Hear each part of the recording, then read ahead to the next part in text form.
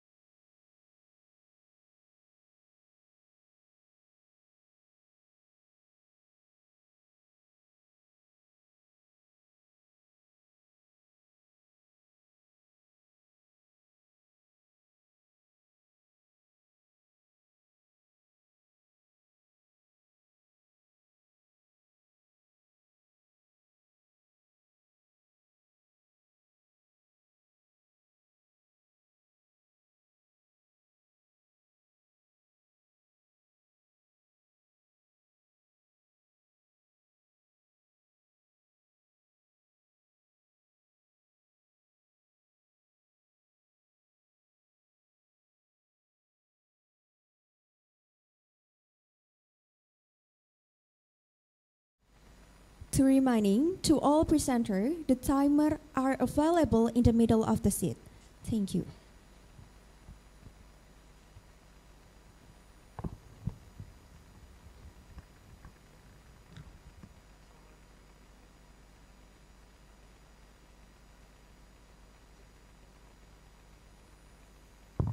Cek. Oke. Assalamualaikum warahmatullahi wabarakatuh.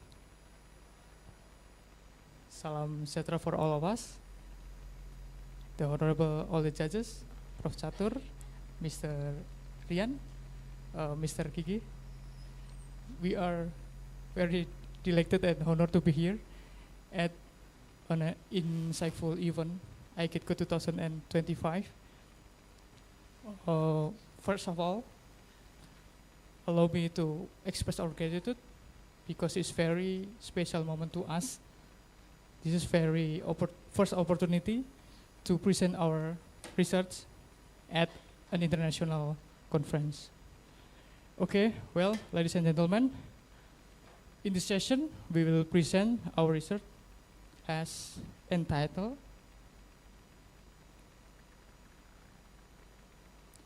Does Internet Access Availability in Vocational High School or SMK affect graduate waiting time to obtain their first job, evident from vocational high school across district and cities in Indonesia.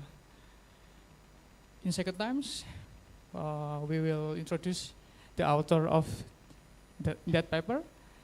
They are Barikingin Kinamu and I, Wisnu Krishnurcaya.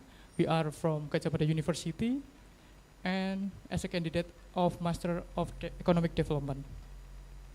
Okay, we will like present our result of internet access on vocational high school. We can skim through the abstract briefly.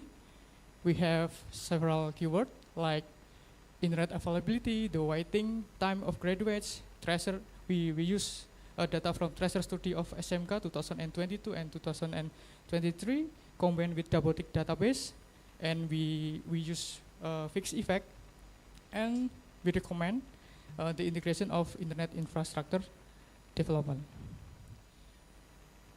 Well, that is a quick overview from our research, and we structure our presentation becoming 6 parts. We have introduction, literature review, research question, theoretical framework, method, data and analysis, research discussion, and the last conclusion. Okay, before we going deeper into the introduction, we have opening question, that is digital infrastructure without digital skill just an expensive illusion? Okay, think about this way. Digital skill without infrastructure are like brilliant mind trapped in silence. But infrastructure without skill is like pouring billion rupiah into a hollow monument.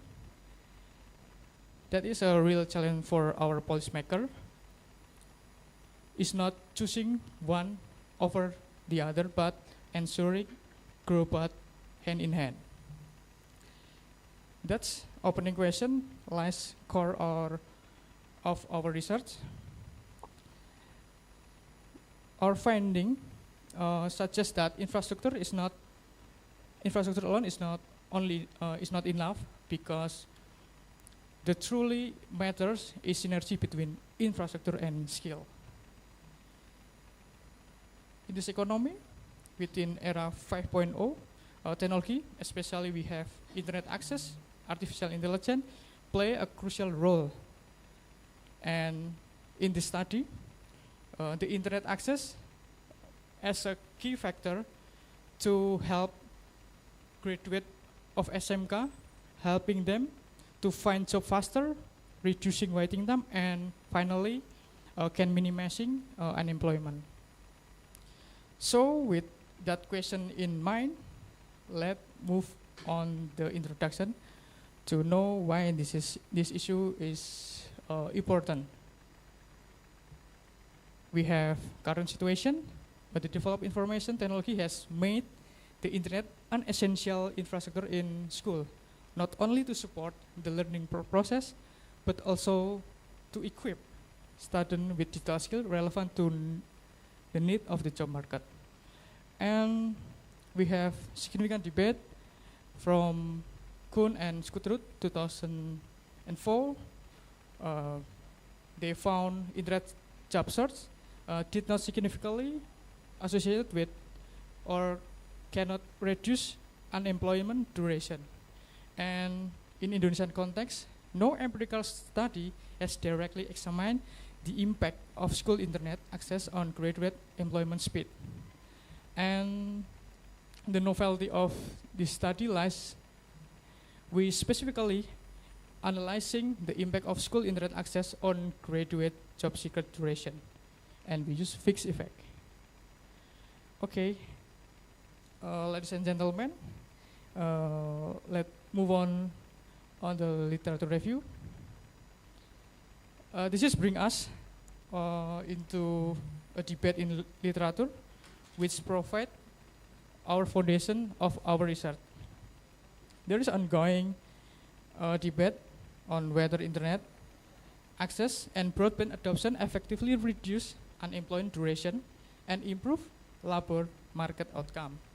And in the early evidence was rather skeptical. There is a Kuhn and Skutrud. They show that internet job seeker did not shorten unemployment duration, especially in the early stage of internet use. And we have Ankerman and Carter and Mokstad. More recently, we have Valentin Civico et al. 2023. They show that infrastructure alone is not sufficient, especially in the short run. And however, the recent studies suggest positive impact.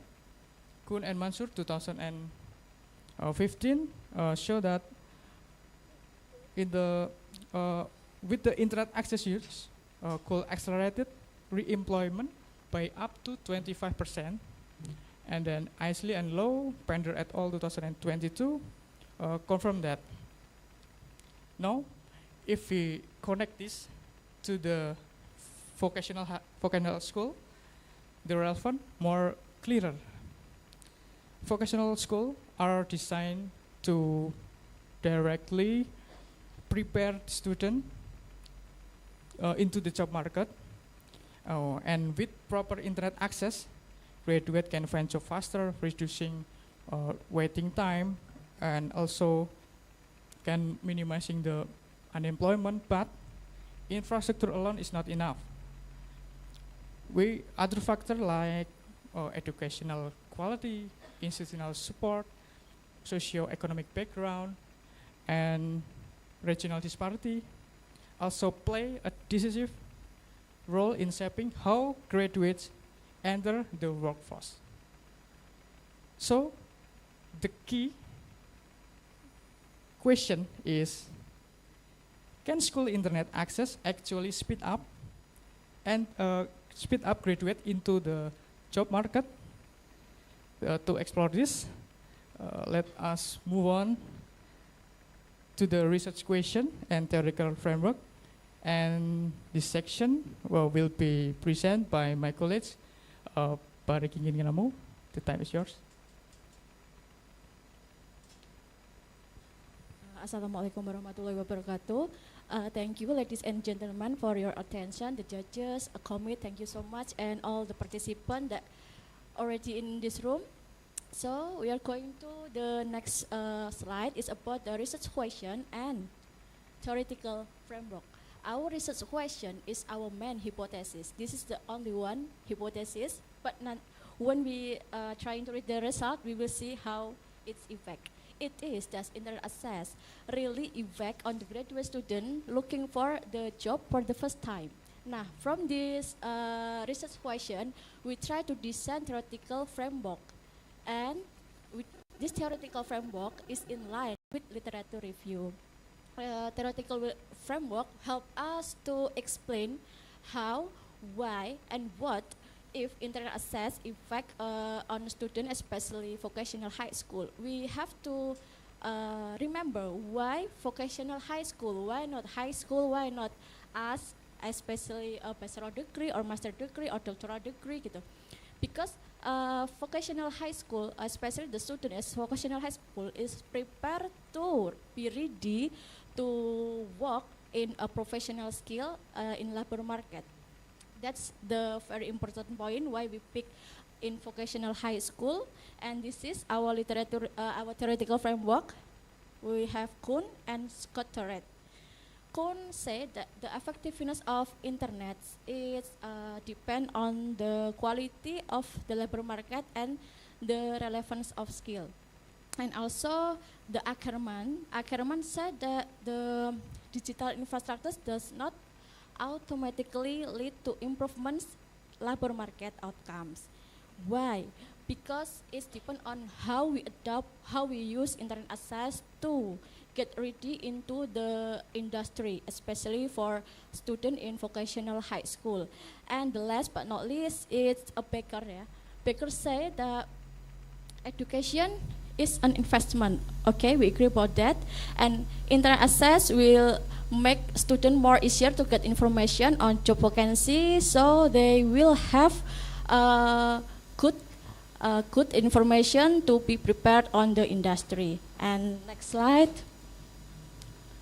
Okay, we will talk about the methods, data, and analysis. Our research paper is quantitative study, and we use secondary data from Directorate General of Vocational Education and Dapodik. And this is the following criteria that sample we use to improve how internet access effect on vocational high school graduated to get their first job. It's shorter or it's more longer waiting time. Yeah, and there are some following criteria sample. That once is about completed the official transfer study in 2023 and 2024, and it's balanced panel. So who has this data? This data is from the Directorate General of Vocational Education in Indonesia. And then second is provide complete and valid data for the main variables we can see the econometric model, why IT is our dependent variables is present waiting time the graduate student to get a job at the first time. It's in a month. And then our variable of interest is internet access. It is dummy variables, and we use some variables controls, gender, school status, accreditation of a school, age and length of program, also number of certified teachers. Next. Oh, about the sample, yeah. And we get the sample is about 984, 9013. Next. This is we think that this is very interesting result and discussion, because when we try to describe the data, we get that the student graduated in the year 2022, they have more longer time waiting to get a job at the first time, better than the student that graduate in 2023. Why? There are a lot of factors. That the most affected is the pandemic era. It's in line with the finding of ILO. They said that graduate students at the beginning of the pandemic have longer times than those who graduate the recovery period. The recovery period is after years 2022. Okay, we can go into the next slide. This is our main findings that answer our main research question. Does internet access availability impact the graduate student to get a job at the first time?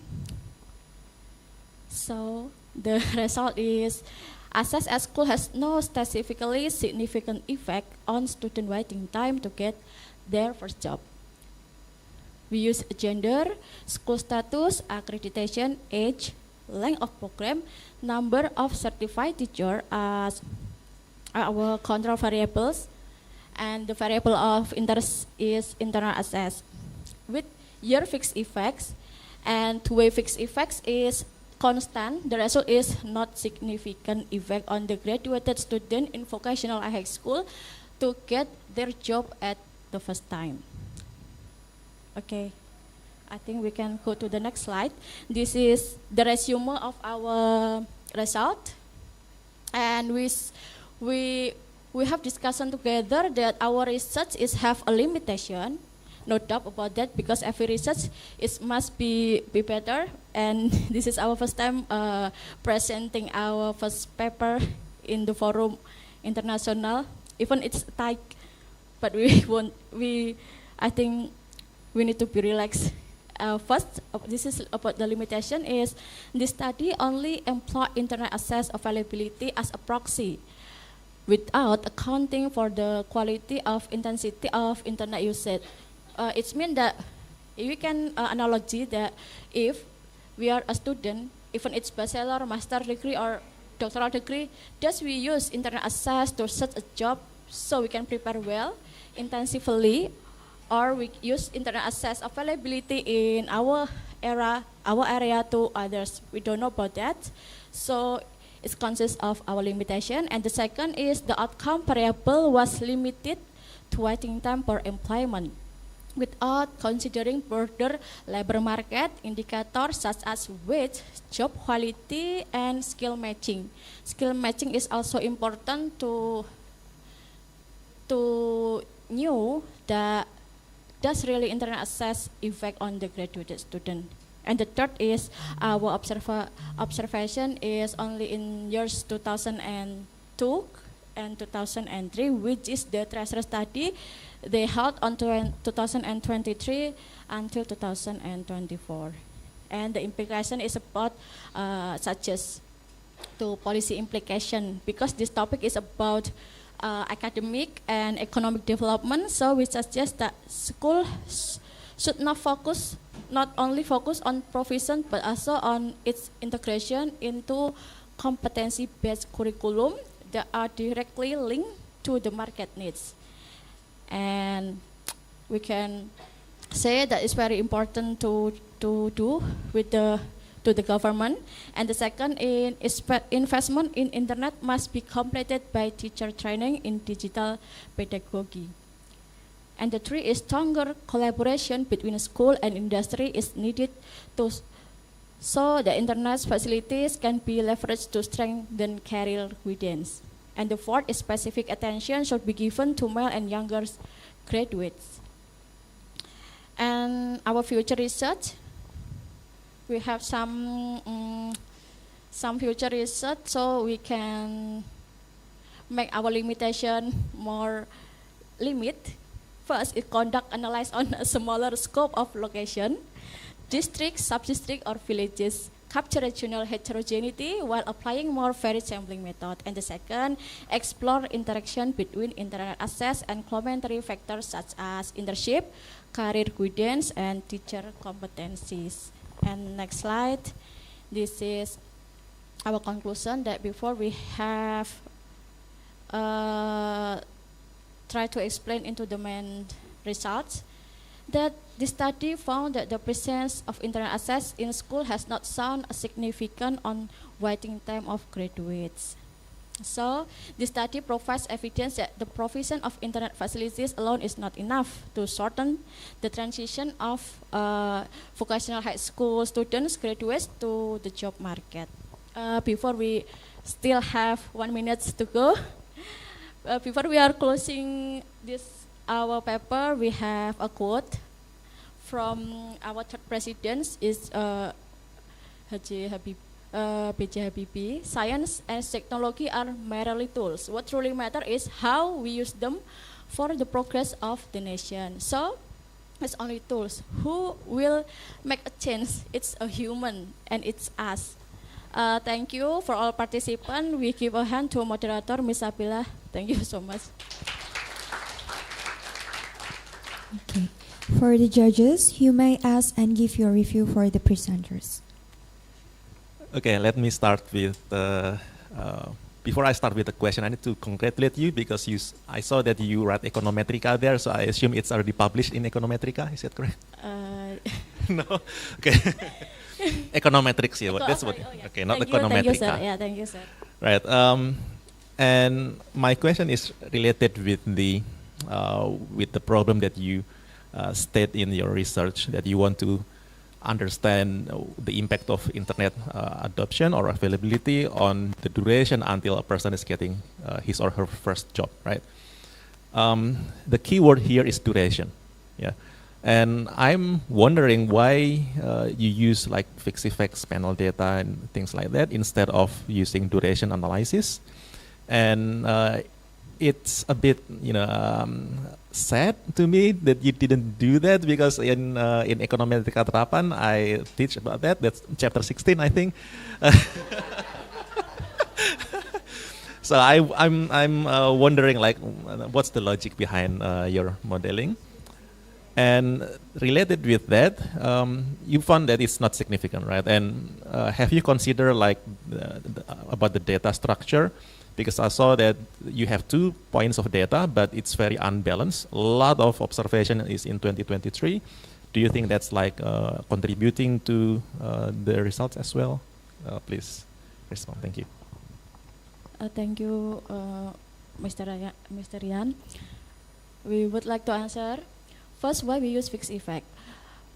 Actually, we have tried PSM method, and there are not, this data is not overlap. So we try to another methods that fix with this data. So fixed effect is more can minimalization the bias and the heterogeneity. Why? Because fixed effect can maintain the heterogeneity, the effect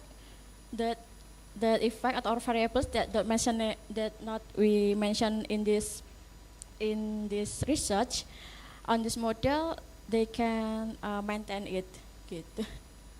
And then about the data, can we go to the slide mana tadi ya? The result, sorry, the main result. Yang deskriptif aja deh. Yeah. This is a very jomplang if in Jawa. Why in 2022 is only 715 observation that we use, because it's a pandemic era. A lot of graduation is still looking for a job. We have tried the best for this schema, because we have eliminated the not, if we need several variable. If they are not have that variable, we omitted all of them, and this is the result. And about why 2023 we have very huge data observation, because the graduated they fulfill the threshold study is about 1 juta, sekitar 1 jutaan, and then we drop that not qualified with our following criteria of the sample. Follow up from your response. First, if you have like this very unbalanced data, probably it's better just to use 2023 data instead of like pushing using to 2022. The second one is you're using fixed effect. It's like panel fixed effects. It's a panel fixed effect because. But the individual is different, right? Different person in 2022 and different person in 2023. So it should not be. It's wrong. Okay, let me give it to you. Thank you, sir.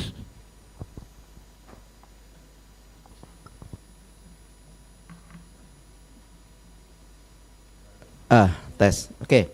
Well, still interesting topics. I visited many SMK, and I know that they do have that internet facilities.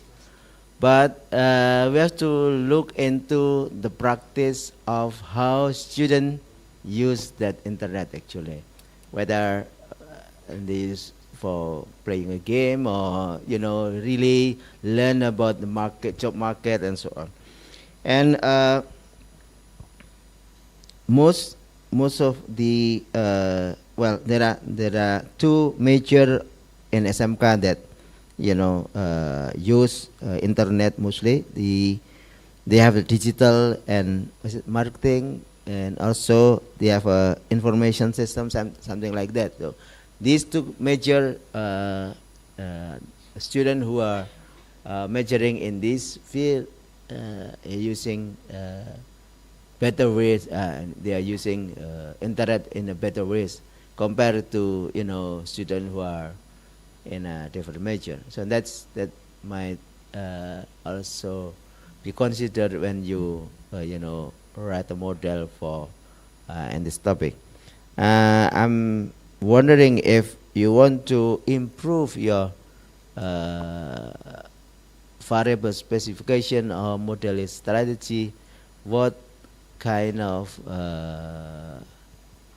thing that you want to do to in addition to Pak Rian mentioned, right?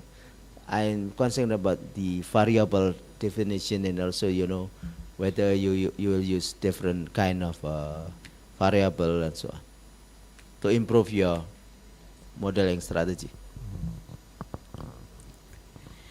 Actually, we use the data is all on the transfer study that given Directorate General of Vocational High School to the graduated student in 2022 and 2023. That we understand that it was part of our limitation, and perhaps next research we have to make some questionnaire that related to this internet access availability, not only availability but also how internet access will be used to the student for really search a job or upgrade their skills in line with the industry and others. We understand that this is our limitation, sir. Yeah, we have to also understand that different part of Indonesia have different quality of internet access. So our colleague, our student in I'm not sure in Sumba or Sumba Timur, Sumba Barat Daya might have different quality of internet access from those who are in Jogja, and also that they are the better area.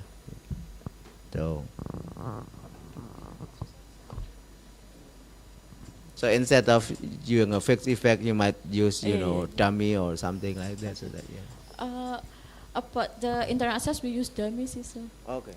Yeah, dummy. Is it one for the accessibility? There are internet access in their school, and 0 for there are no access. Maybe the quality, maybe in eastern part of Indonesia and western part have different quality, so that Yeah, in how we design the econometric, we are not we are not giving that part. We are just allow all schools with the criteria is only the accreditation of school and the type of schools, not about East Indonesia or West Indonesia or Central Indonesia. Okay.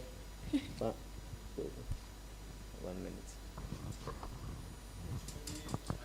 We have little time. Just follow up commentary from Pak Rian and Prof. Chatur.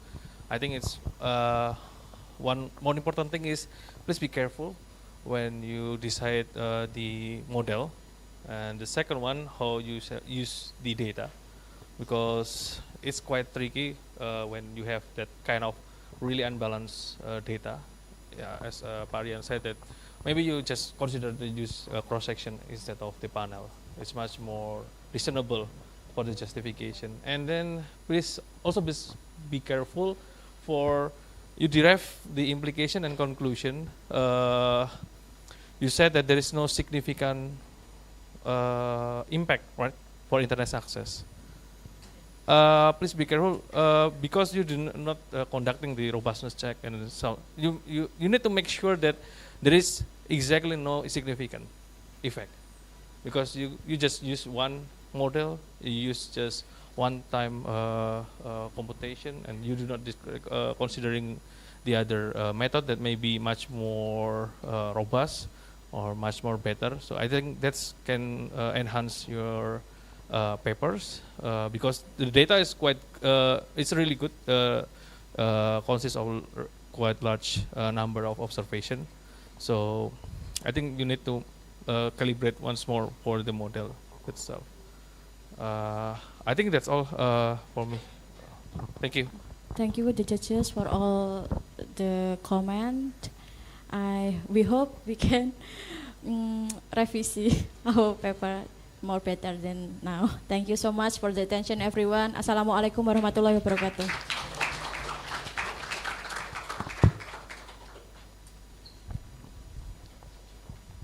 Well, thank you very much for the third group for your great presentations.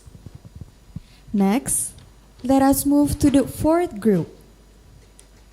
Judith Natalia Febrianska Gultom, the time is yours.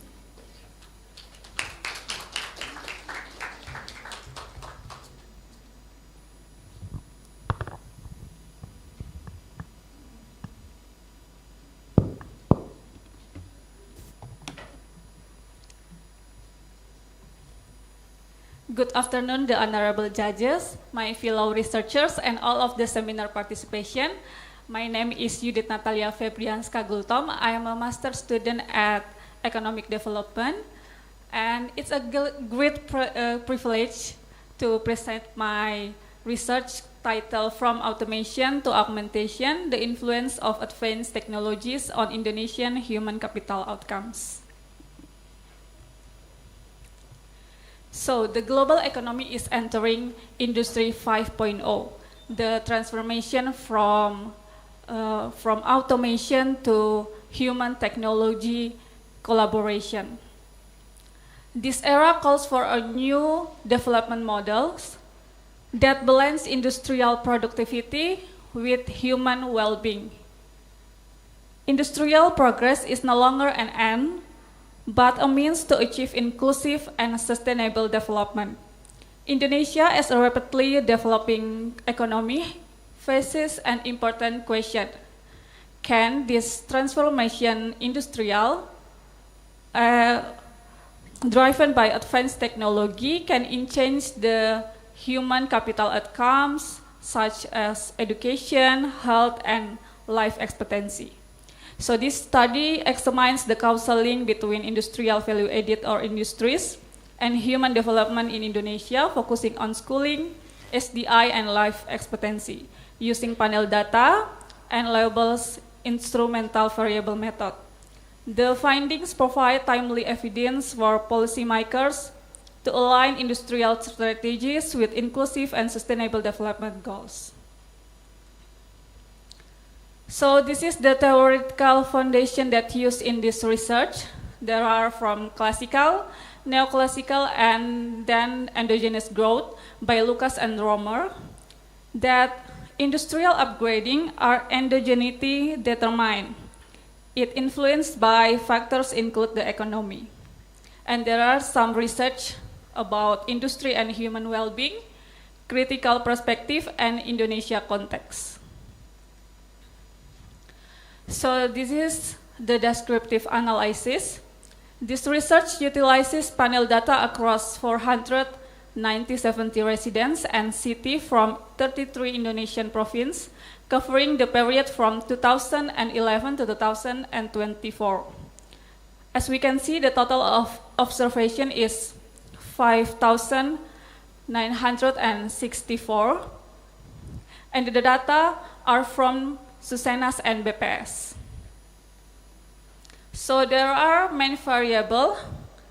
There are HDI, years of school, life expectancy, and SOIFA. And there are control variable, urbanization, internet, employment rate, and GDP per capita.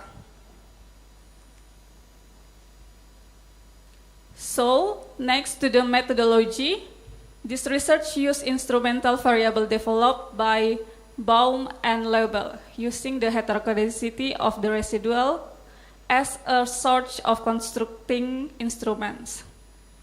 So as we can see, there are 6 econometric models.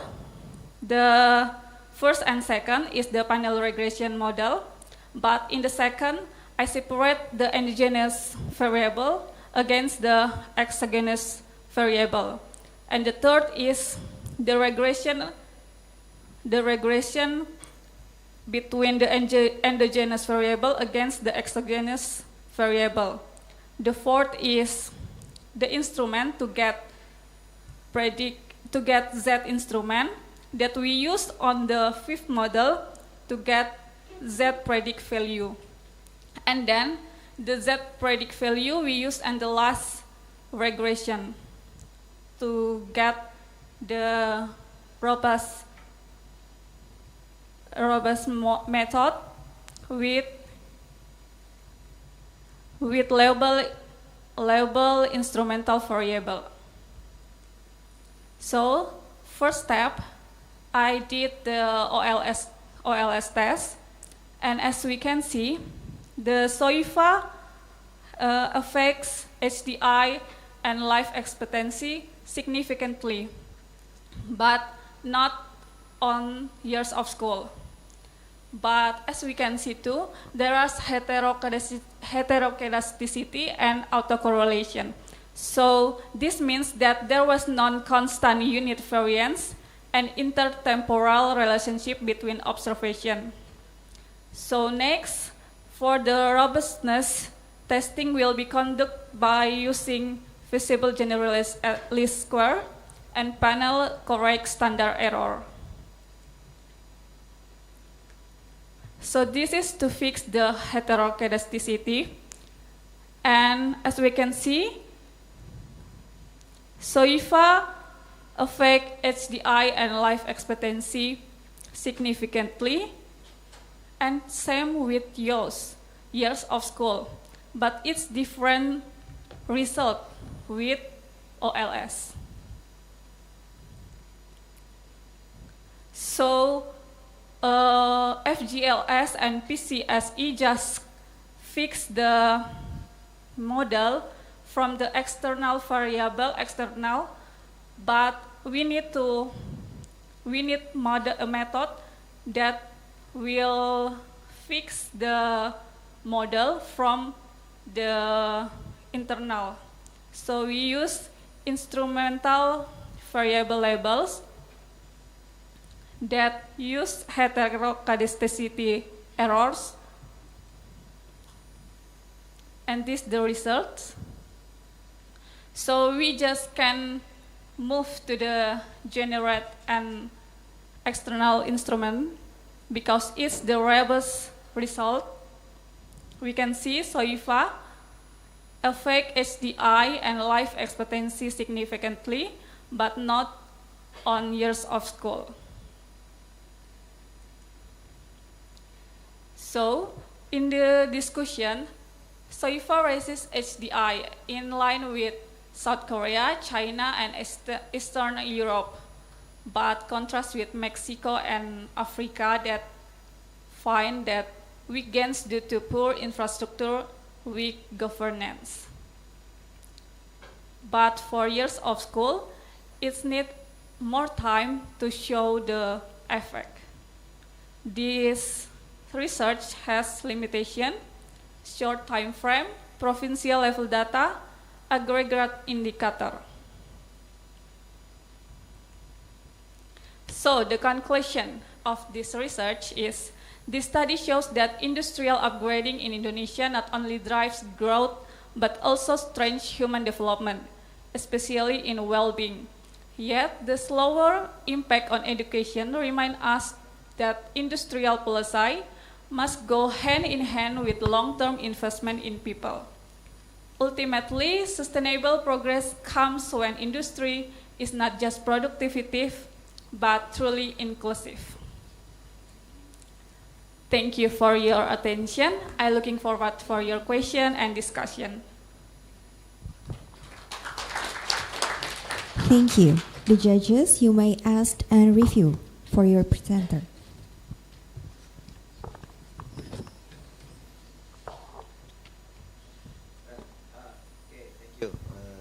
It's interesting topic again. Small quick question.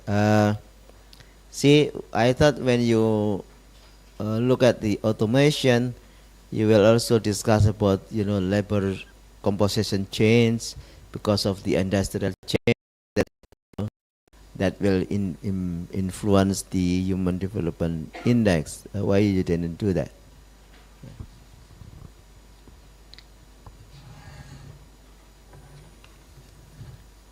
Thank you for the question.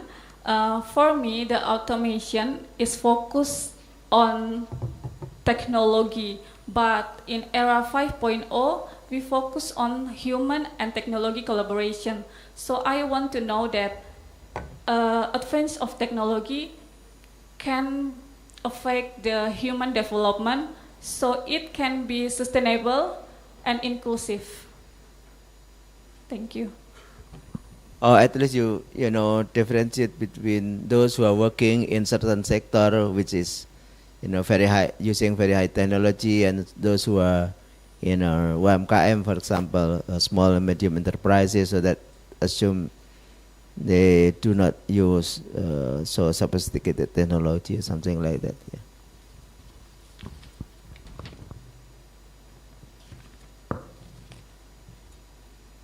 Okay, thank you. So I use SOIFA. It's not only a measure of industrial output, but also reflects the level industrial upgrading and technological depth within the manufacturing sector. Okay, thank you.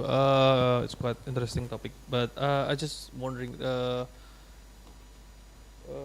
The title is about automation and augmentation, and you said that the augmentation means the collaboration between the machine itself and then the human itself. In this research, how you can capture that shifting? Because the title mean there is a shifting, right, from the fully automation to the augmentation. The basic question is either in Indonesia we already move from automation to augmentation, or we still in the automation, or we not yet to go to the automation itself. So actually, I don't mention it in my paper, but as we can see in the result, we can see that the effect of SOIFA to HDI is so small. So we can conclusion that there was small shift from automation to augmentation, because industrial in Indonesia can be ready to improve HDI and life expectancy. So is that direct effect or indirect effect? Sorry? So is that the direct effect or the indirect effect? Direct effect, but it's so small. Okay. I just wonder, because this is using the provincial data, right? Yes. So did you consider the difference between the Java and then outside of Java? Because the industries might be different in the, let's say in the Sumatra or the Sulawesi or any other part of outside of Java that may have different type of industry. Did you consider the effect, the regional effect of that? Okay, so in the introduction, I truly highlight to compare Java versus non-Java. But when I did the econometric method, I found two problems. First, splitting the sample reduced the variation and statistical power. And the second, I found it risks to introducing additional endogeneity, because regional difference may be driven by unobserved factors beyond industry. So to ensure robust and defensible research, I decided to focus on the aggregate national analysis. Okay, okay, that's really clear that there will be a heterogeneity problem and then the endogeneity problem. But maybe for the future research, you may enhance the considering the spatial econometric, maybe because to capturing the regional effect instead of splitting the data. So just introduce the heterogeneity. So instead of remove the heterogeneity effect and then endogeneity effect, just include into the model. Because sometimes will be always the heterogeneity on endogeneity effect in the regional sense. I think that's all from me. Okay. My first question is, if we look at the results, particularly if in the paper for the, maybe it's also seen here that the year of schooling is negative. And in some of your estimation, you find it is not only negative, but also significant. And what do you think, what would you do then in future, assuming that you still have time and patience to do this research? What will you do to, I don't know if it can be corrected or not, but how will you alleviate the same problem with this negative coefficient for SOIFA in the year of schooling? Because it means that the more advanced the industry in the region, the lower is the year of schooling. So people less going to school less, less year. People doesn't want to go to school in advanced industrial districts. So that's weird, right? So what's your recommendation for future research regarding this one? And the second one is, how will you recommend or giving recommendations from this research to, let's say, policymakers, because obviously it is related with people in the Ministry of Industry, people in the Ministry of Education. How will you then sell your results to them? Thank you. Thank you. So the effect to education, maybe this is a limitation for this research because I use years of school, that the effect with SOIFA is take more time because years of school need time to, example, when I go to study, I need time to graduate. So it can be the main reason why years of school not have positively relationship with SOIFA. So maybe the policy for this years of school is government can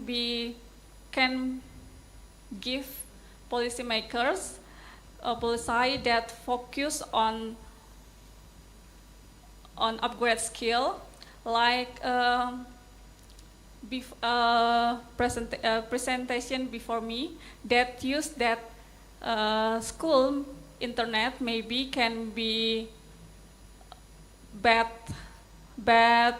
influence to the student, but when government give the right policy to how to use the internet, it can be the positive effect for years of school.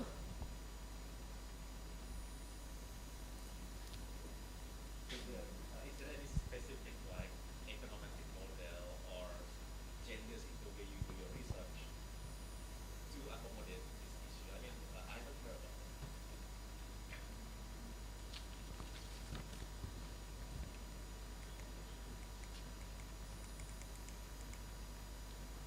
So, especially I can found the relate with econometric model before, but I compared with last research from in Latin America that said the same result, that education has more need time to show the result.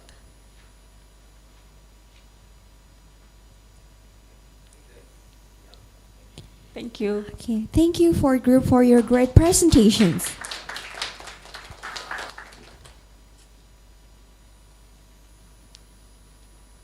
Ladies and gentlemen, before we continue to the next session, let's take a break for 5 minutes.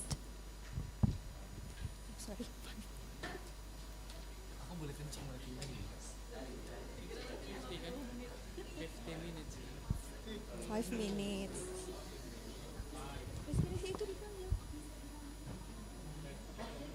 Five.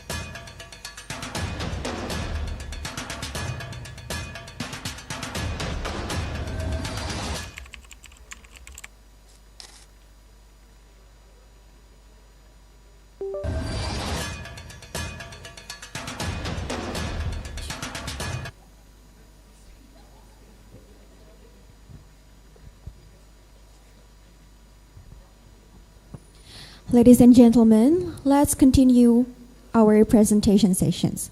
Without further ado, let us invite the fifth group, Tarisha Aulia and Dinda Ayu Siradianto Angelia. The time is yours.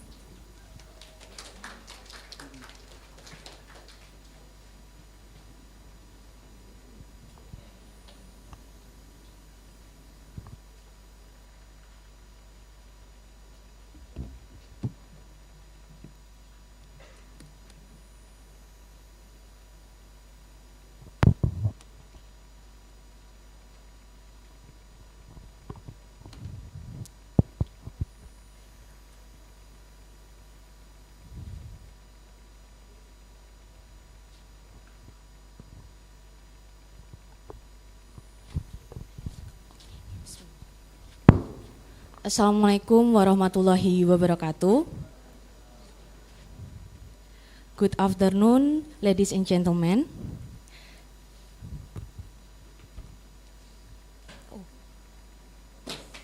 Boleh digedein.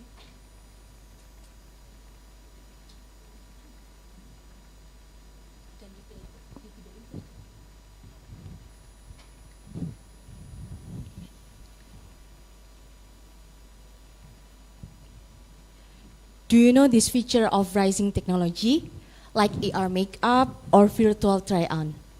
Maybe you have seen videos like this before or even tried by them yourself. Beauty today is no longer just about the mirror. It's about the technology. With AR tools and online beauty shopping, the industry has changed fast, especially after the COVID-19 pandemic. Now, beauty isn't only about the products, but also about how technology shapes our experience.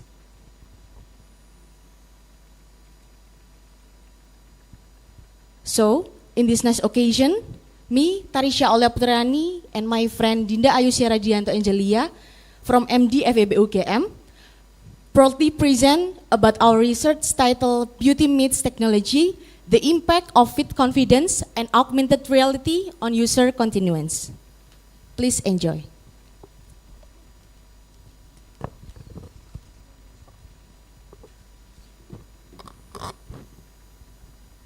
Okay, we begin with the introduction of this research. In the beauty industry, artificial intelligence has been utilized to provide more personalized product recommendation, conduct scan analysis, and allow consumer to try virtually product before making a purchase. Most existing studies also tend to focus either on technological aspect or consumer behavior in isolation without examining the comprehensive integration of using artificial intelligence within the beauty industry retail ecosystem. Moreover, there is a lack of in-depth understanding of consumer preference and decision-making process within the beauty industry. Also, the artificial intelligence enable personalized beauty experience, yet studies have shown that its role in enhance the consumer engagement in beauty product purchase remain also limited. Studies 42 et al. Show that consumers tend to interact with digital human, especially those who like human characteristics who can serve as personal stylists. Virtual makeup offer an effective method to help consumer to try the beauty product online and find the most suitable one. The experience of virtual makeup try-on has been become increasingly important as it facilitates the beauty product purchasing process. For a product to achieve long-term success, it must not only to focusing attract new user only, but also encourage repeated use. It was found also the study of Chang, Hesu, and Chain that perceived value has a positive and significant effect on continuous intention. AR-based virtual try makeup provide to type this value, that is hedonic value, through the enjoyable, entertaining shopping experience. And then the second one is about a utilitarian value, which is talk of ease of use, using the technology and support for rational decision making. Fit confident and perceived augmentation also SMIC found that positively affect continued intention. Is of use, enhance user confidence, that is supporting the utilitarian outcome, while also enrich hedonic experience like enjoyment and satisfaction. Basically, we use two theory. This research employed to stimulus organism response framework and unified theory of acceptance and use technology or UTAUT that widely adopted also in consumer behavior. For the stimulus organism response, according SOR framework, we operationalize fit confident and perceived augmentation serve as stimuli that influence user internal evaluation or organization which is utilitarian and hedonic and turn lead to be convenience insured intention as behavioral response. For the second theory, UTAUT further explain that perceived is of use that strange the relationship between stimuli and the perceived value. Moreover, utilitarian and hedonic value align with performance expectancy in UTAUT, highlighting how perceived benefit of technology drive continuous intention. Yeah. For the literature review, we try to describe what is virtual try makeup. Yeah. Virtual try makeup as an AR application enable real-time cosmetic try-on through facial recognition, 3D modeling, and image processing, supporting by innovation such as stress tracking, color transfer, and migration system. Beyond technological precision, factors like interactivity, vividness, social influence, and body self-instant significantly shape user engagement, purchase intention, and adoption. Moreover, AR try-on tool also enhance e-commerce satisfaction while reducing product return and carbon emission, thereby supporting the sustainable consumption after. Okay, this is our research framework. Basically, we use two variable independent, which is fit confident and perceived augmentation. We also use variable dependent, which is continuous usage intention, variable mediating, which is perceived value that operated into two type, utilitarian value and hedonic value, and one variable moderation, it is perceived is of use. We developed 6 hypotheses. The first hypothesis, fit confident, has positive and significant effect on A, utilitarian value, B, hedonic value. The second hypothesis, perceived augmentation, has a positive and significant effect on A, utilitarian value, and B, hedonic value. Third hypothesis, utilitarian value has a positive and significant effect on continuous usage intention. For the head 3B, hedonic value has a positive and significant effect on continuous usage intention.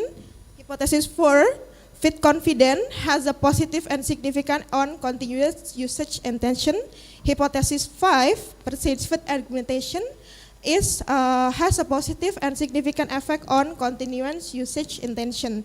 And the last hypothesis is fit confident has significant effect on A, utilitarian value, B, hedonic value, moderated by perceived as of use.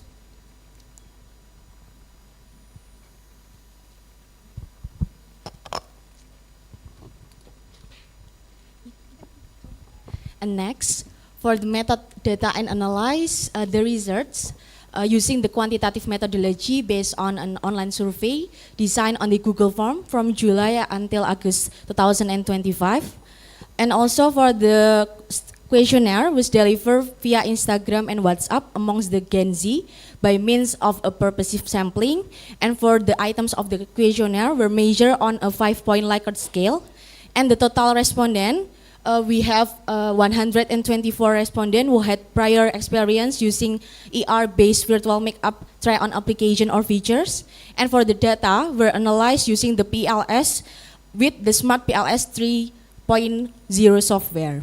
And for the criteria of the sample, we have 3 criteria.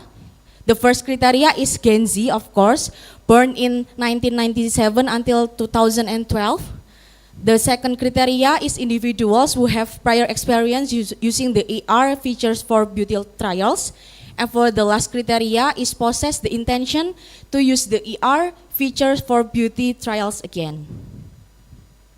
And this is for the result. The first result is descriptive statistic. As we can see in the screen, the total is 124 respondents participate, all with prior experience using AR-based virtual makeup try-on application, and the majority were female, 95.2%, and 4.8% were male, that showing that AR makeup tools are predominantly used by the women. And for the age, most respondents were 21 until 24 years old. Geographically, the largest proportion reside in Daerah Istimewa Yogyakarta. And for income, most respondents earn 5 million until 7.5 million. And for the education, nearly half held a bachelor degree, and followed by high school graduates. And for the last is occupation, the largest group were private employees, and followed by students. And this is for the convergent validity and reliability. This convergent validity was confirmed all indicators loading exceed the 0.7 threshold, and the AV values for all construct were above 0.5, indicating that its construct explained more than half of the variance of its indicator. And for the reliability was established as the construct consistently demonstrates strong internal consistency across the all indicators. And for the last is discriminant validity was supported using the Forner-Lacker criterion, as the square root of each construct AV was greater than its correlation with other construct, confirming that all latent variables are empirically distinct. And this is the result of hypothesis testing. Hypothesis 1A, B, hypothesis 2A, hypothesis 3B, hypothesis 5, 6A, and 6B is supported. And unfortunately, for the hypothesis 2B, hypothesis 3A, and hypothesis 4 were not supported. And for the discussion, for the hypothesis 1A and B, the findings indicate that fit confidence significantly enhance both utilitarian and hedonic value in AR-based shopping, consistent with Foiku et al. User would trust the accuracy of virtual try-on feature, perceive higher functional usefulness in product evaluation, and simultaneously experience greater enjoyment, also immersion. And for the hypothesis 2A and hypothesis 2B discussion, the results show that perceived augmentation positively influence utilitarian value as AR features such as interactivity and enhanced visualization. However, it did not significantly affect the hedonic value, indicating that while AR improved practical benefits, it lacked the immersive of emotional elements needed to enhance entertaining the experience. And for hypothesis 3A and B, utilitarian value did not significantly influence continuous usage intention, diverging from prior research that highlight its positive effect. And in contrast, hedonic value was found to significantly drive continuous usage intention, consistent with previous studies, emphasizing that enjoyment, entertainment, and intrinsic motivation play a key role in sustaining technology use over time. And for the hypothesis 4, fit confidence did not significantly influence continuing usage intention, contrasting with Foiku et al., who emphasized its critical role in AR shopping context. And for hypothesis 5, the results showing that perceived augmentation has a significant positive effect on continuous usage intention. User who recognize augmented features such as virtual try-on, real-time interaction, or enhanced product visualization as valuable are more likely to sustain the engagement with the technology. And for the last, the results show that perceived ease of use significantly moderates the relationship between fit confidence and utilitarian value. Also, for the perceived ease of use, also strengthen the relationship between the fit confidence and hedonic value. Okay, for the last question, conclusion, the First conclusion is the finding level that fit confidence play a crucial role in hinge both utilitarian and hedonic value, suggesting that user belief in the accuracy of product fit can increase their perception both functional benefit and the enjoyment of using technology. And the next conclusion is perceived augmentation is also found that have a significant impact on utilitarian value through its influence hedonic, but influence on hedonic value is not supported. And then perceived augmentation does directly strengthen continuous intention, underlining the importance of immersive feature, encouraging user to repeat engagingly with application. Utilitarian value doesn't not affect continuous intention, whereas the hedonic value emerge as a strong driver continuous use, emphasizing the role of enjoyment and emotional connection over practically. And then the fixed confidence does not directly influence in continuous intention. The indirect impact through perceived value and evident. Perceived is of use significantly moderate the effect of fixed confidence on both utilitarian and hedonic value, highlighting the importance of intuitive system design in maximizing user experience. Our research contribution, the first research contribution, it provides that empirical that immersive emotional engaging AR experience are more likely to sustain user engagement than functionally one. And then from practical perspective, company in the beauty industry should invest maybe in enhance the realism of AR feature and encouraging ease of use as this element directly influence user satisfaction and retention.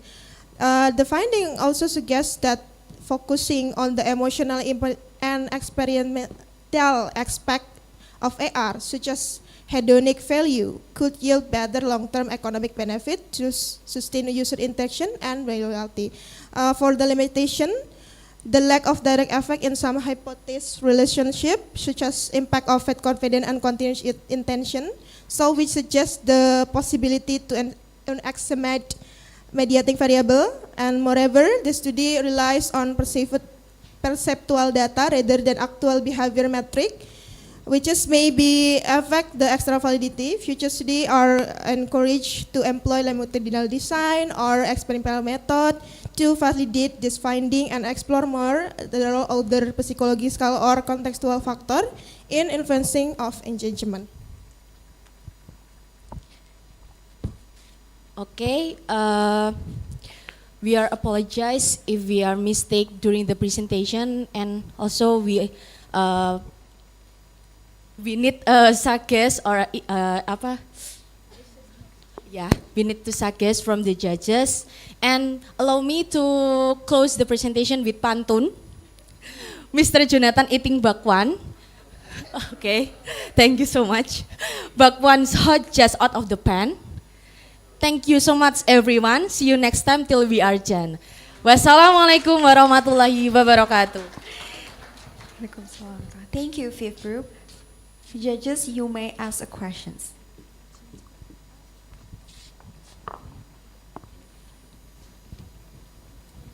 Okay, thank you very much for the presentation. It's really interesting topic, especially when we deal with the current development of the technology. But I'm just to make sure that these studies, basically the main problem or main discussion you would like to bring up is about this, the impact of the AR technology in the beauty product. Yes. And then after that, can this new technology can affect the decision making, yeah, right? So I'm just wondering why you do not. I mean, this is the only focusing on the hedonic value and then the utilitarian value, yeah, right? So why you do not move much more further forward, okay, to the decision making? Okay. So why do you do not, let's say, try to calculate the likelihood or the probability of buyers purchase the beauty product based on the AR technology. So, well, it's not really that exactly the decision they're already done beforehand, but you make capturing the expected decision making. So that's the first question. And then the second question, actually, just wondering, why you use the SAM-PLS in this case? Why do you considering another methods to exploring the study, such as the maybe logit or maybe any other method?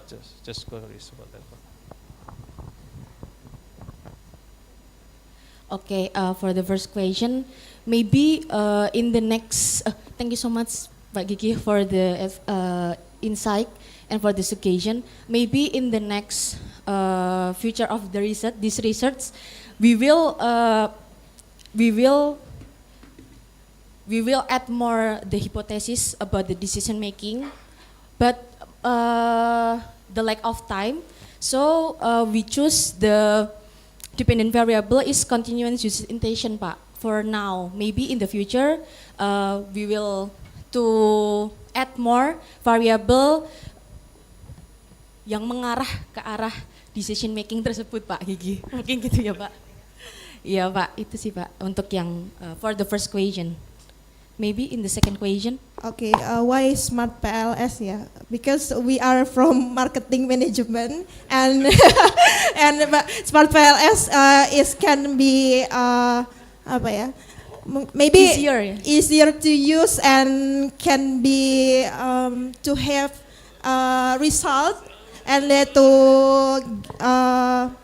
get our research question, yeah, to have a conclusion, have a research of basically kan our research question is about why the independent variable it is really direct or not to be variable independent, and we also using moderation, yeah. Oh yeah, moderation variable that is really more using for we using smart PLS. Also, smart PLS usually can be using for the technique pengumpulan data, which is a questionnaire. It's relevant to be using. Maybe just really, I would like to point out, please never answer like that, right? Okay, so sorry, that's not the yeah. I mean, yeah, please do not just okay. So you might use quite solid because it's not about the SAM-PLS is let's say lower quality compared to the others. It's just justification how why you use that one for this research. Not about SAM-PLS is not quite compared to the more complex method or something like that. So because within the SAM-PLS, a lot of variation that you can use, right? Yeah. For the mediation, why you use that kind of type of mediation? Why you do not use any kind of relationship between the variable and so on and so forth. So please be careful later on. Okay. Do not answer like that, especially when you're for your conference and thesis defense. Yeah. Okay. Thank you so much, Pak Gigi.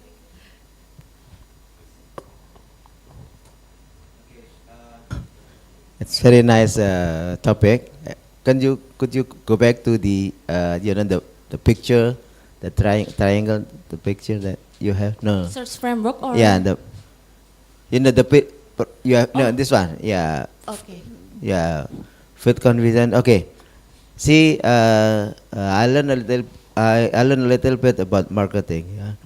When people decide to buy, usually they try to have to obtain information and then maybe experience from others, and then they decide to buy, right? Or they just go to the mall and then become impulse buyers and buy. Okay, but here you already have three. I would like to say they already decide to buy, right? Yes. Maybe it's better to have something before the first three circle, so that Okay. you tell about the process first, and then you have fit confidence and perceive issues, and also on these three. Okay. Okay. What do you think? What do you have in mind that before the three circle you might have in the process that the consumer might do in order to end up with these three circle? Okay. Maybe for the variable before these three, ya, Pak? Yeah. Maybe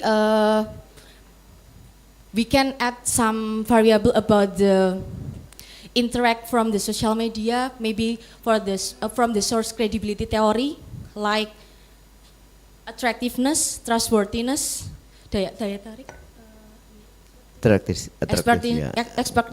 expertise, trustworthiness from the media social, maybe can add before these three variables, so can direct with confidence, perceive argumentation, and direct continuous user intention. Maybe it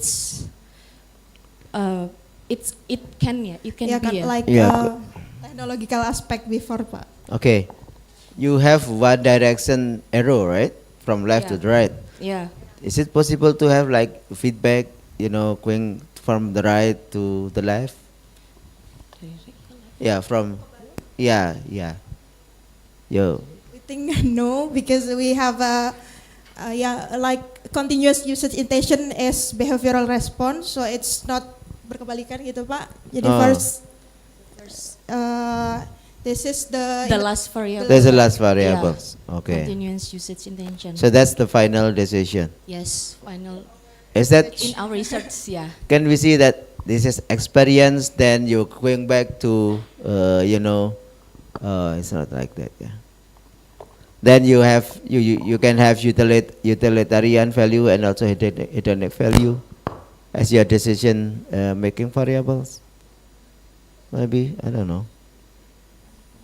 Because you have that experience, that real experience already, that then you have higher value for that product, then you keep using that product because of that experience. because it's a good talking about augmentation that really important to add the function of the feature, something of application, that it can be really feel it is more add value or more. So we suggest it is talk and the factor, it will be the factor at that using the virtual trial makeup, it motivated by perceived value gitu, Pak. Okay.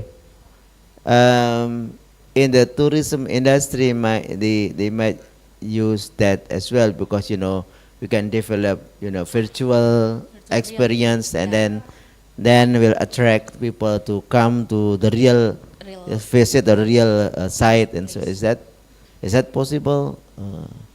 Or can you find any other industry that can have can use your research? I mean, that kind of experience. It's possible, Pak. Maybe in the fashion industry. Fashion? Yeah, because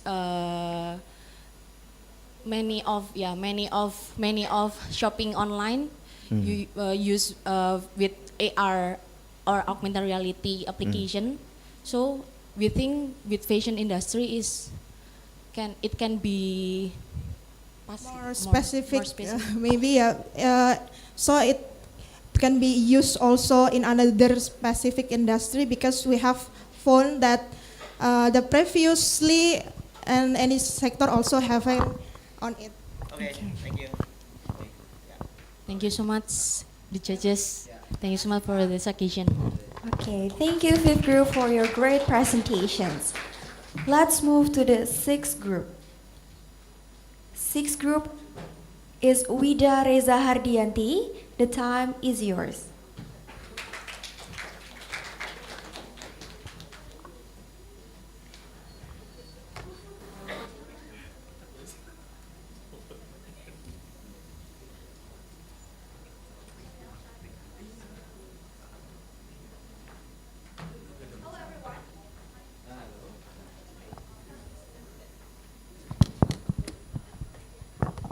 Okay, thanks. Let's start. Yeah. Hello everyone. Have you heard this news?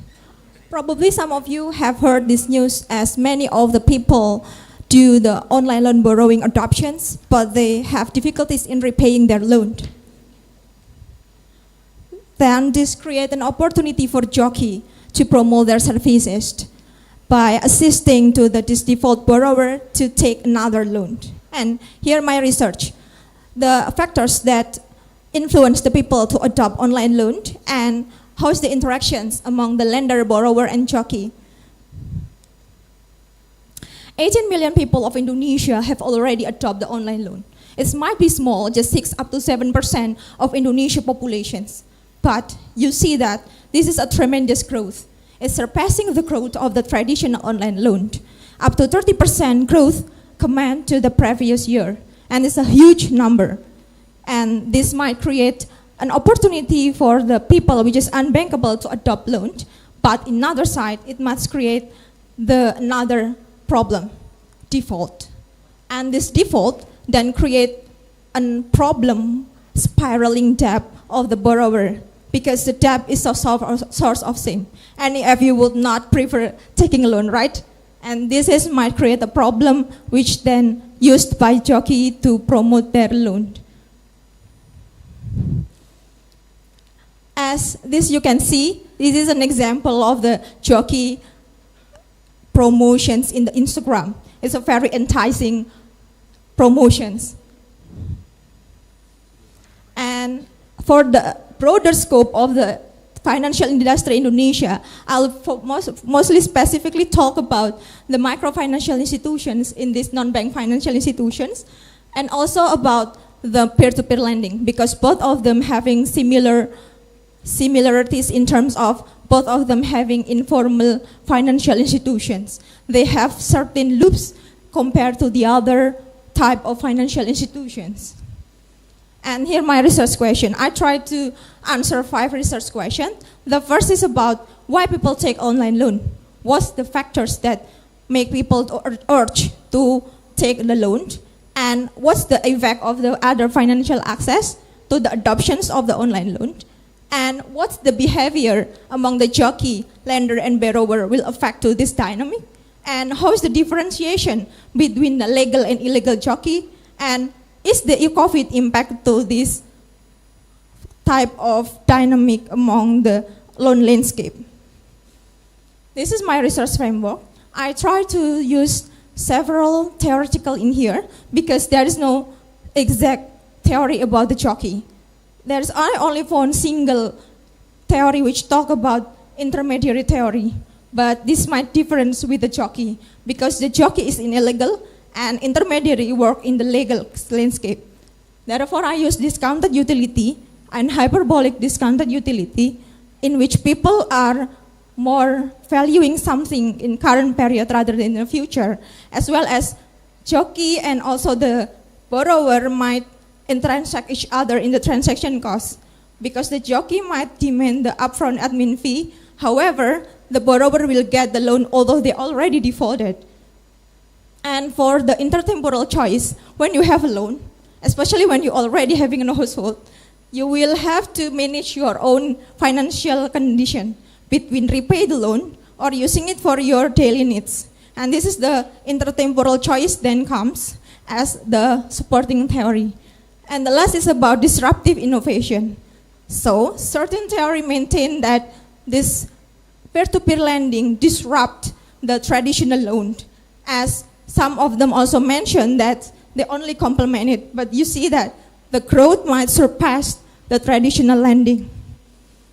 And for the data, due to limitation in the Susenas data, only one question in the Susenas which talk about the online loan adoption, I tried to use this data from Facebook. I scraped the data using instant data scraper, and then I got 18 Facebook groups.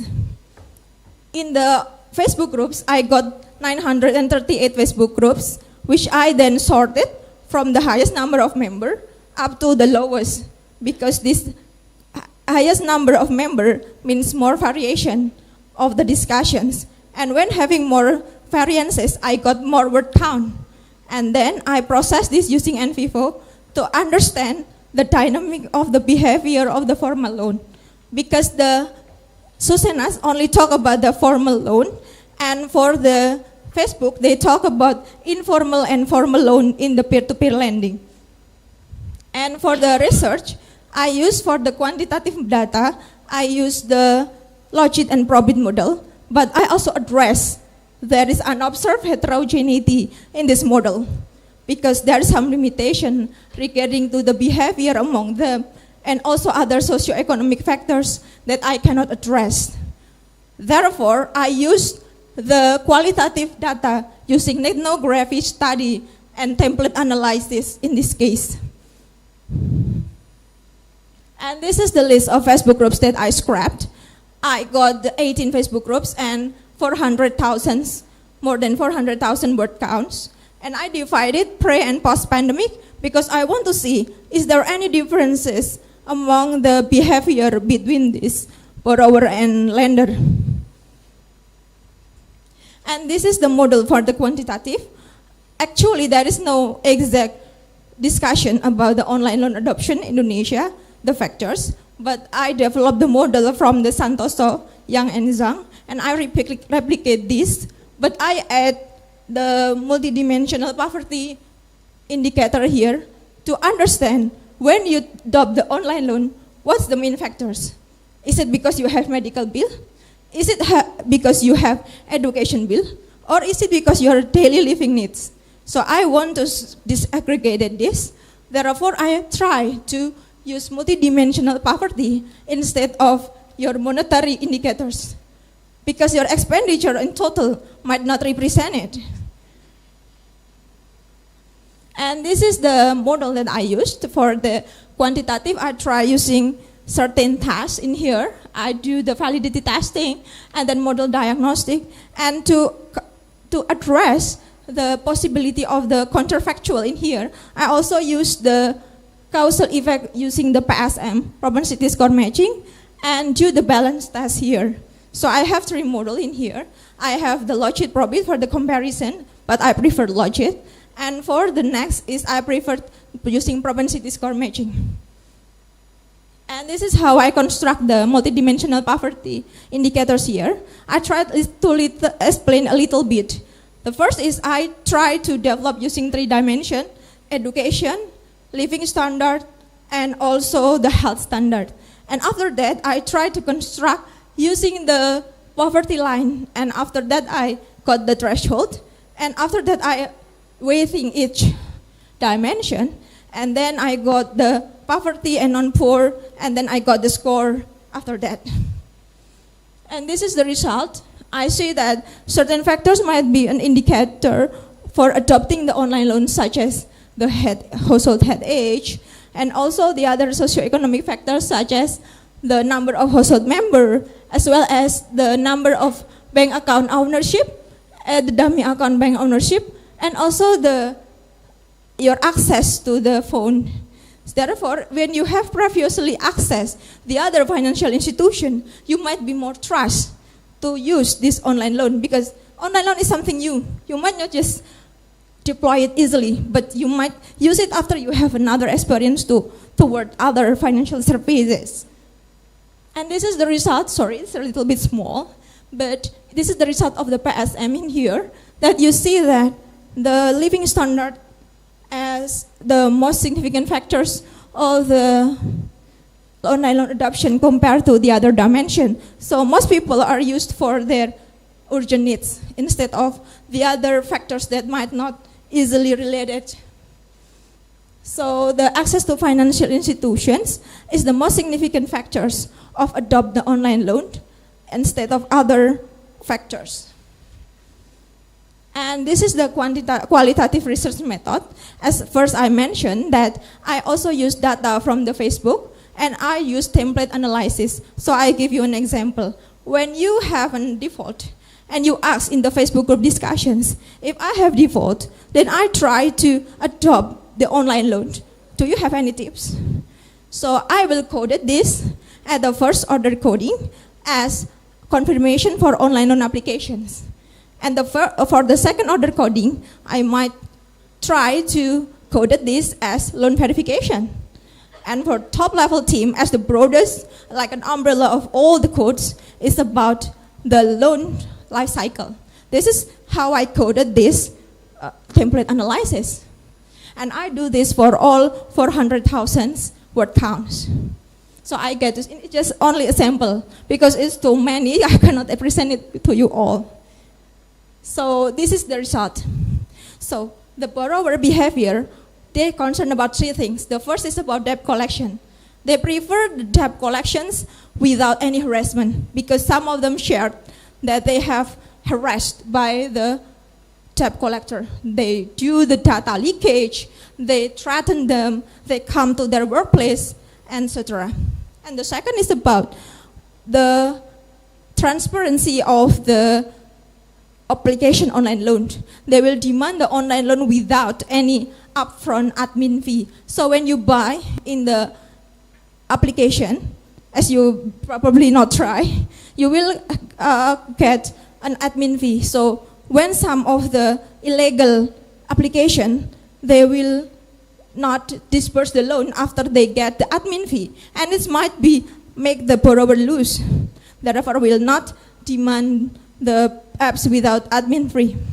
And the third is about their data transparency. So they will not prefer the application with leak the data. They're afraid that they will threaten your contact, accessing all your number in your phone. So this create opportunity for jockey to come in, for jockey to interfere your financial decisions. Jockey will, as you see, that they will give you promotion. You can save doing gagal bayar or doing safe default. So as you see that the jockey can be divided into legal and illegal.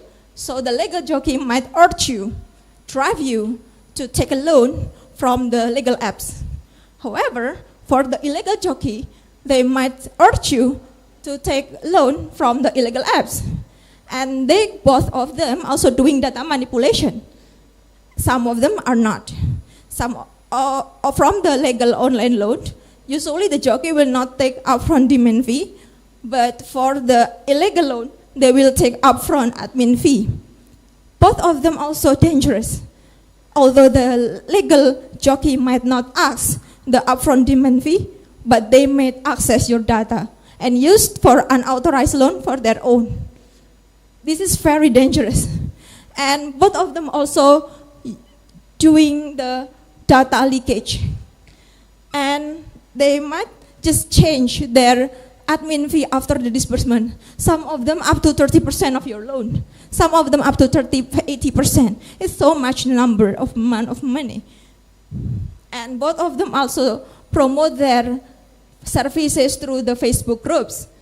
Therefore, the jockey services can be divided into several things if I sum up based on the Facebook discussion. The first is data manipulation. They will manipulate your data to obtain loan. Fake identity, fake employment number, fake emergency contact, something like that. And the second is IGETCODE. I myself tried this IGETCODE, so know how it works.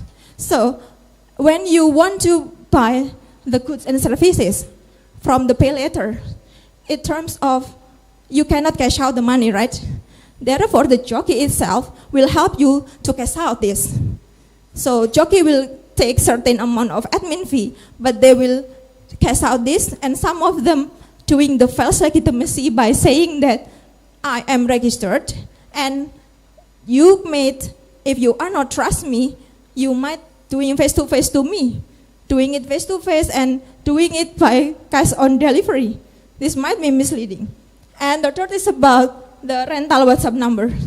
Some of you might not know that they also rent their WhatsApp number for fake emergency contact. And the next is about account trading. They're also selling and buying the online loan platform. So if you have platform and there's an account limit here, they might use it and trade it to the other borrower. And the last is about the mental support. This might be funny because the jockey is providing the mental support to the default borrower, but it's real. I will help you to come out from your financial distress. Please open sharing with us. Something like that. And the last is about default advice.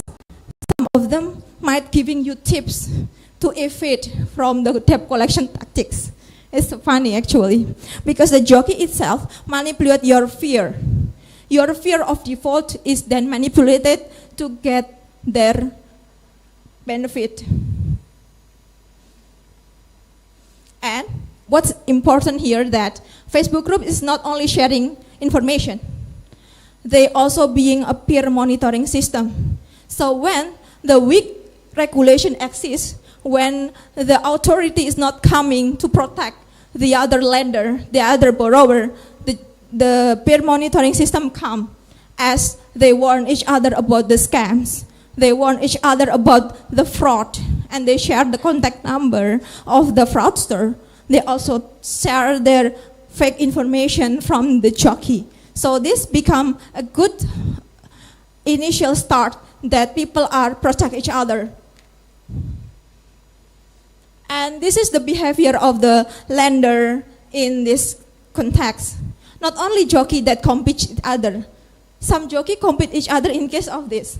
So the jockey which have not asked for the upfront admin fee will accuse the other jockey which asks for upfront admin fee.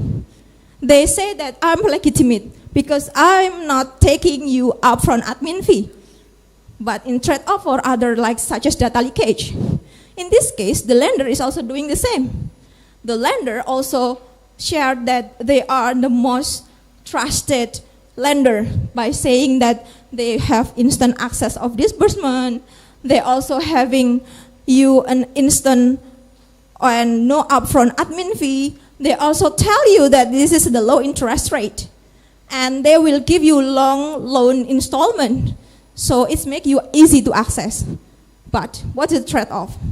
The trade-off is that the lender get or trap into get bad borrowers. This is like market for lemons actually, where the lender and the borrower and also the jockey are fraudulent activities among each other. They trick each other, they manipulate each other, and this is how it comes. And for the lender which already get the bad borrowers, they will collaborate to the debt collection to harass the borrower. And this will not come into an end because it will already happen again and again without any protection from the government and also without community of peer monitoring system. And this might create a spiraling debt. And this is the pre and post-pandemic characteristic as people are shifting. During the pandemic, people are more care about how to obtain loan due to their difficulties in accessing traditional loan. However, after pandemic, people are care about risk. People are more care about the safety. So if I tell you, pandemic might not only give us the bad experience, they might give us more awareness about the safety, about the risk, about how to maintain our household finance. This is all that I can wrap up. In the determinants of adoptions, people are more urged to the urgent liquidity needs. Therefore, they demand more instant online loan. Because it's in urgent, they can wait for this bill. And the younger has low income and limited formal access to the other loan might urge the people to take this, especially when it's coming to the living standard or living needs. And the second is about the financial access. So when people having previous financial experience to the other financial services, they will adopt the loan. And for the third is about borrower sentiment. Borrower will just more selective after the pandemic. And the role of jockey, as you see, that it's not only data manipulations, but it also comes to the other fraudulent tactics. And each jockey compete each other to get and obtain the borrower. And the last is about the behavior shift. So before and after pandemic might change people's way. People think, people behave. That's all from me. Thank you. Thank you, sixth group. To the judges, you may ask the questions. Okay, thank you for the presentation. It's a very interesting topic, and you have done a lot of research here. I'm not going to talk about the econometrics. Pak Gigi or Pak Catur going to do that.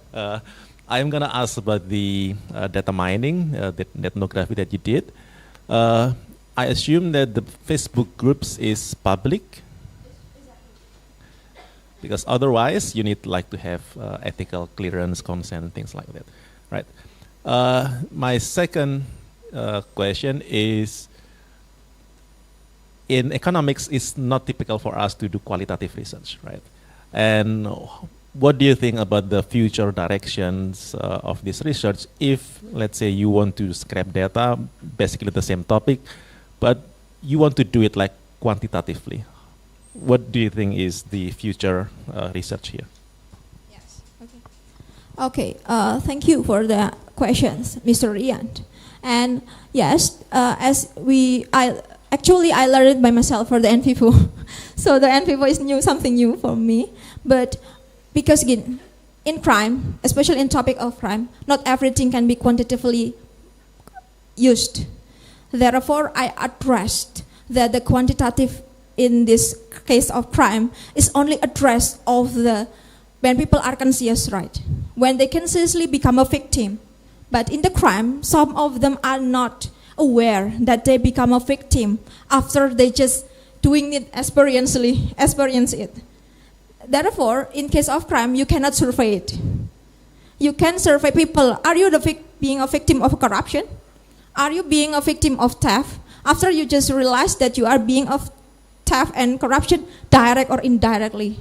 Therefore, I think that as an economist, we must adjust our model. Not just, okay, I'm an economist and I only learn to study quantitative.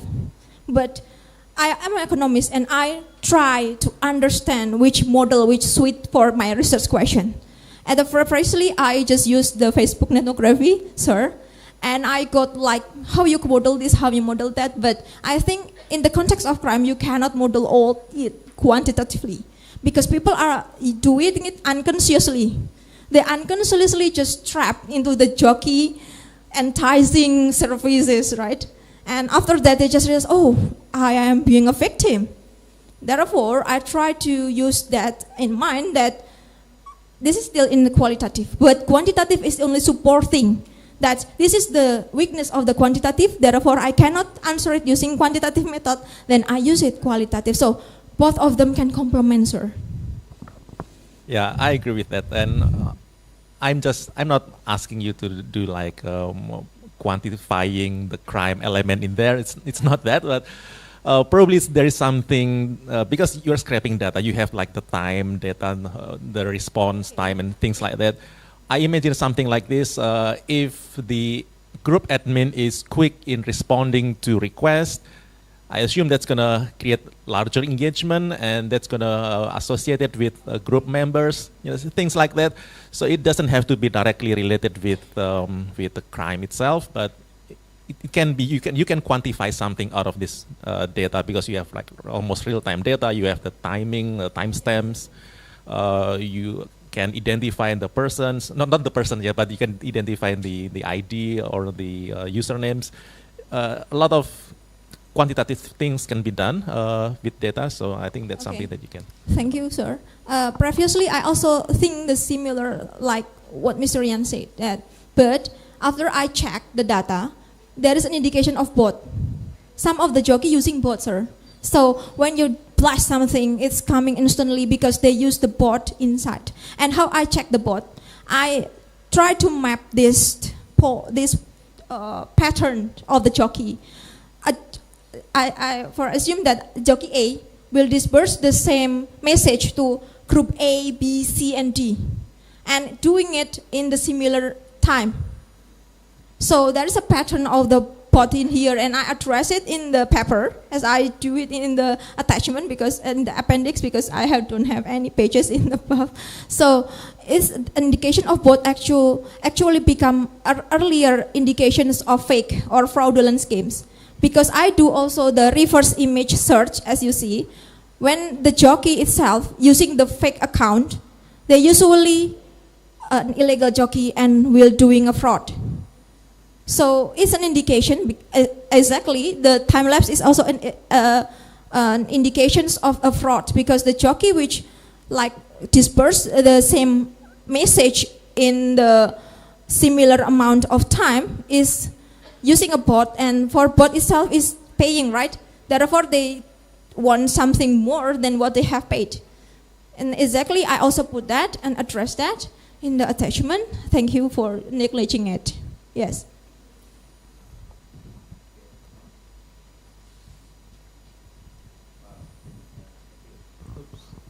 Test. Okay, you mentioned that jockey is like mimicking the reality of the borrower, right? And there might be, I don't know, there might be response from the government, like they try to reinterpreting the default rule or regulation because of that situation. Exactly. So thank you for the questions. And you, as the news said, that the OJK itself noticing this role of jockey. And the jockey itself, some of them claiming that they are coming from the ex-OJK. It's exactly.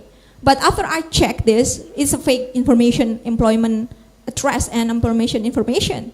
Therefore, I also acknowledging in my research that the implication of the research is trying to develop a regulation to regulate these fraudulent activities of jockey, because it's a fraudster. So many people are being trapped in this, and ₱1 million already gone because of this.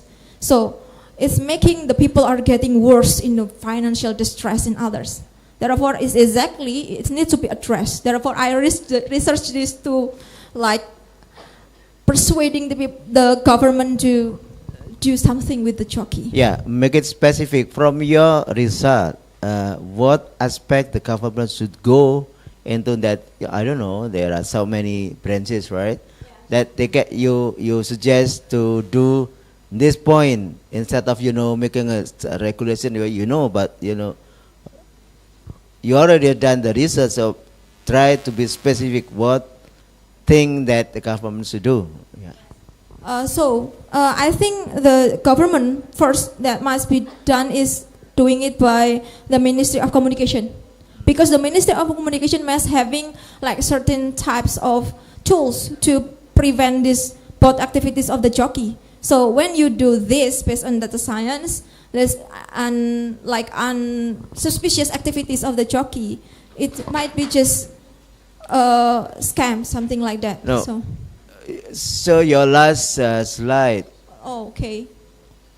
My last See, slide. this one. No. No, Before previously. This one. No. Which? This one? Yeah, this one, for example, you focus on certain box or something, so that on the fake data manipulation itself.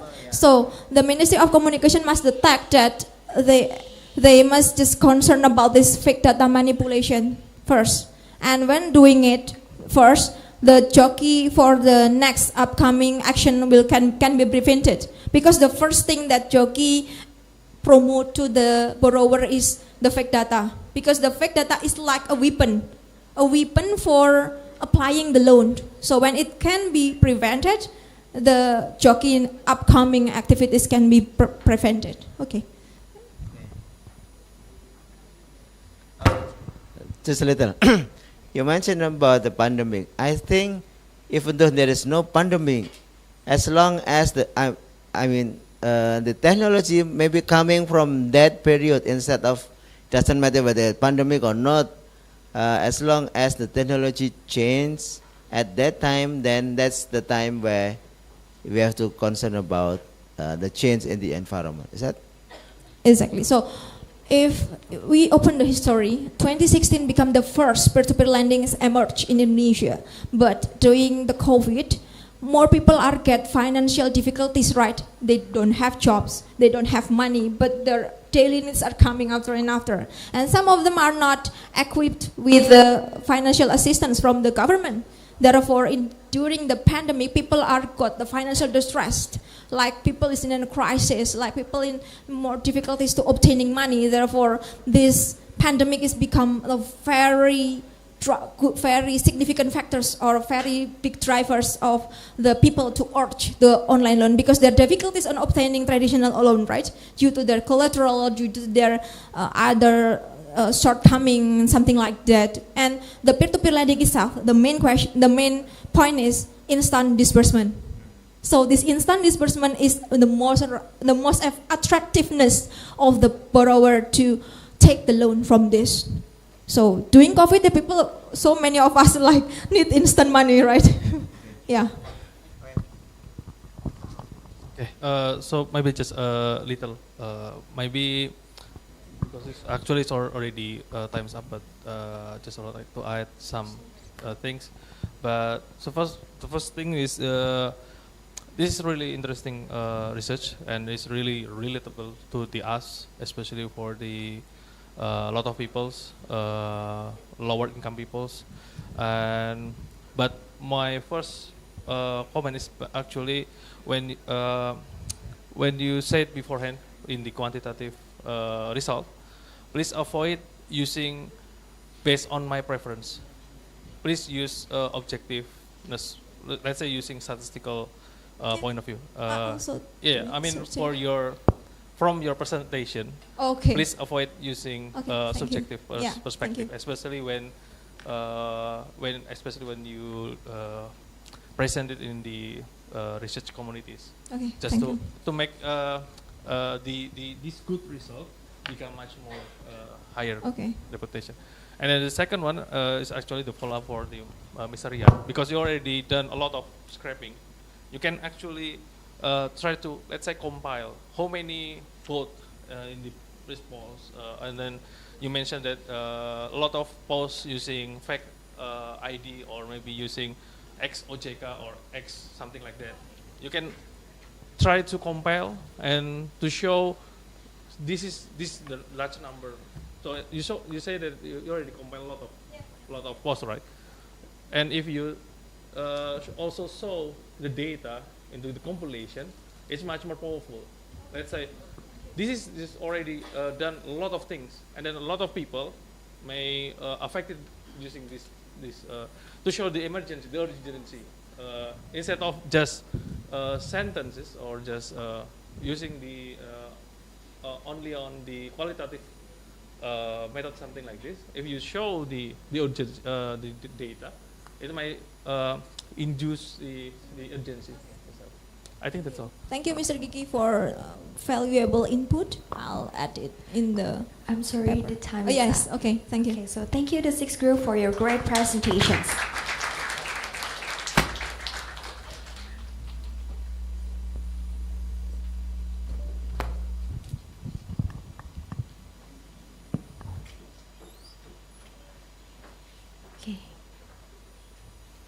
The 7th group is Atala Raffi Pratama, but unfortunately, the group 7 announced their withdrawal from the competitions. We sincerely thank group 7 for their efforts and participation, and we encourage them to keep up their good work in the future. Ladies and gentlemen, our conference has now officially come to a close. On behalf of the organizing committee, we extend our heartfelt thanks for your active involvement, engaging discussion, and valuable support. The winner announcement will be held in the gala dinner at 7 p.m. With that, the conference is now officially closed. See you at the gala dinner, and wassalamualaikum warahmatullahi wabarakatuh. Bapak, Ibu, dan teman-teman sekalian, sebelum meninggalkan auditorium ini, kita foto bareng-bareng dulu ya. Dimulai dari Bapak judges sama teman-teman presenter ke depan, terus nanti disambung dengan teman-teman peserta semuanya. Terima kasih.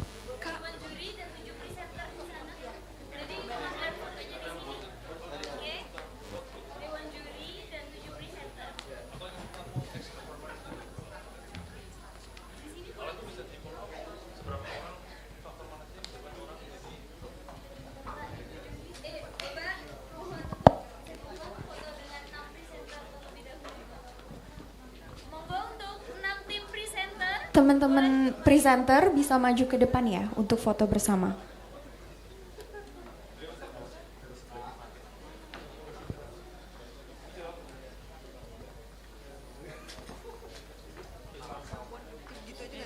Group 1. Oh ya udah.